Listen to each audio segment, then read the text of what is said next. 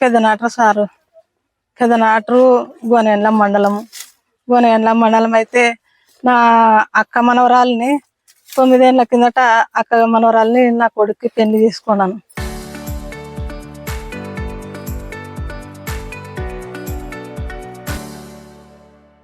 పెళ్లి చేసుకున్న తర్వాత వాళ్ళకు ఒక సంవత్సరం కిందట వాళ్ళకి గొడవలు మొదలయ్యి మా కులస్తుని వంశీని అనే అబ్బాయితోటి అక్కడ సంబంధం పెట్టుకునింది.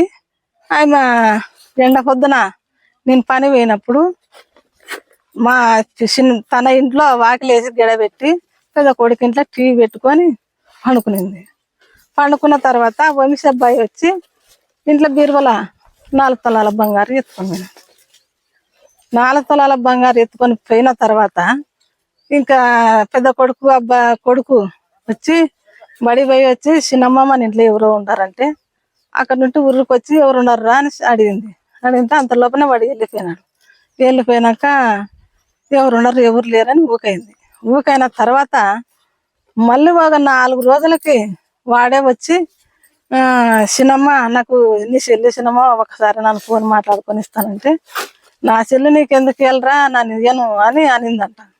అంటే పట్టు చిన్నమ్మ అని వెనక్కి తిరిగి మా బంగారు మాకు ఇచ్చినాడు 4 తులాలు. అప్పటి నుండి మాకు ఈ సమస్యలు మొదలైనవి. ఇప్పుడు నీకు వానికి సంబంధము ఏమన్నా లేదే నీ ఇంట్లో బంగారు వానికి ఎట్లా తెలుసు అని భర్తకి అనుమానం వచ్చి ఇంకా అప్పటి నుండి గొడవలు మొదలయ్యా నేను చెయ్యనని యమునూరుకి వచ్చి అంత సాలసమాన్ ఎత్తుకొని వచ్చి పక్కకి ఏడుగలు వండుకొని తింటుండే.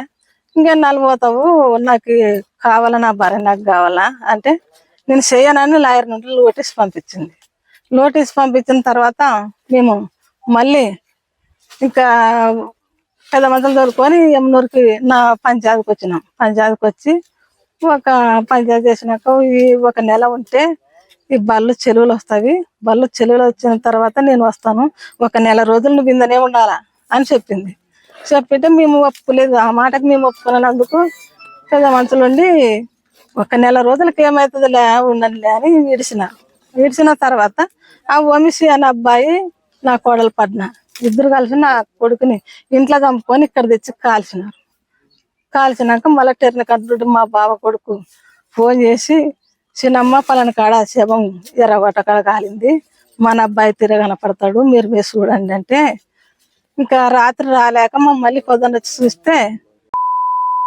మా అబ్బాయి అని మాకు తెలిసింది. ఇంత జరిగిన పోలీసులు ఇంకా ఏమి చెప్పలే. సంవత్సరం నుండి జరిగింది.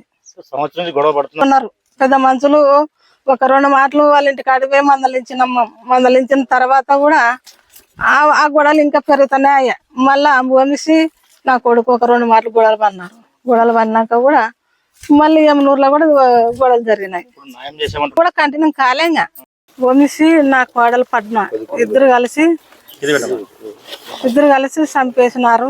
ఇంట్లో చంపుకొని వచ్చి ఇక్కడ వచ్చి బయట వచ్చి కాల్చి ఆయన మళ్ళీ లేకుండా చూడాలని చూసినారు. నా కొడుకుని అడ్డు తలిగించుకొని ఆ వంశీ నా కోళ్ళు చక్కగా వాళ్ళు కాపురం చేసుకున్నాలని చూసినారు. పిల్లలు కావాల్సి ఉంటే నన్ను చూసుకుంటా కానీ వాళ్ళకైతే సీట్స్ అయితే పడాలా, ఇద్దరికి పడాలా, కోడలికి పడాలా, వంశీకి పడాలా. సంబంధం ఉంది సార్, సంవత్సరం కింద నుండి అక్కడ సంబంధం ఉంది సార్. ఆ సంబంధం నుంటే ఆమె అప్పటి నుండి భర్తకి సరిగ్గా కాపురం చేయకుండా ఏం ఊర్లో వచ్చి కాపురం పెట్టుకునింది. ఇంకా నా భార్య నాకు కావాలన్న దానికి ఒక నెల రోజులుంటే హాస్టల్ చెలువులు వస్తాయి. ఇంకా నెల రోజుల తర్వాత నేను వస్తానని వద్ద పెట్టుకొని నెల రోజుల తర్వాత చంపి పెట్టినారు ఇద్దరు కలిసి వంశీ పద్మ. ఉంటే ఉండని ఎవరినన్నా వాని నా కొడుకు నా భార్య నాకు కావాలని కూడా అడిగితే కూడా ఆమె ఒప్పుకోలే నన్ను చేయనని వచ్చి యమునూరులో శిక్ష గ్యారెంటీ పడాలి, ఇంకా లైఫ్ లాంగ్ శిక్ష పడాల. సంవత్సరం నుండి యమునూరులో కూడా వస్తుండే సార్. యమునూరులో కూడా గొడవ జరిగింది వాళ్ళకి. యమునూరు నుండి మళ్ళీ ఊరికి వచ్చింది పంచాయతీ వచ్చినాక మళ్ళీ లాయర్ నుండి నోటీస్ పంపించింది. ఆమెనే నాకు వద్దు ఈ డాకులు కావాలా అని.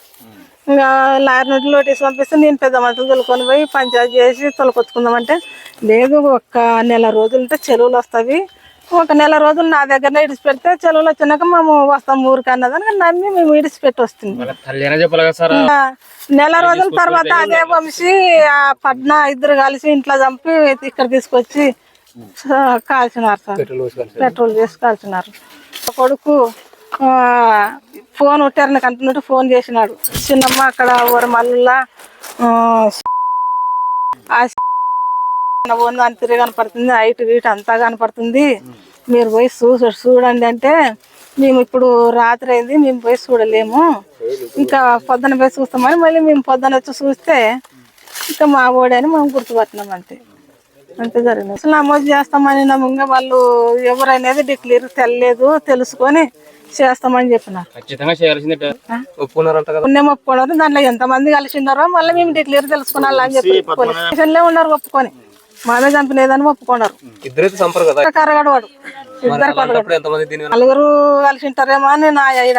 అంతే నలుగురు, ఇద్దరికైతే అస్సలు కరగడాడు.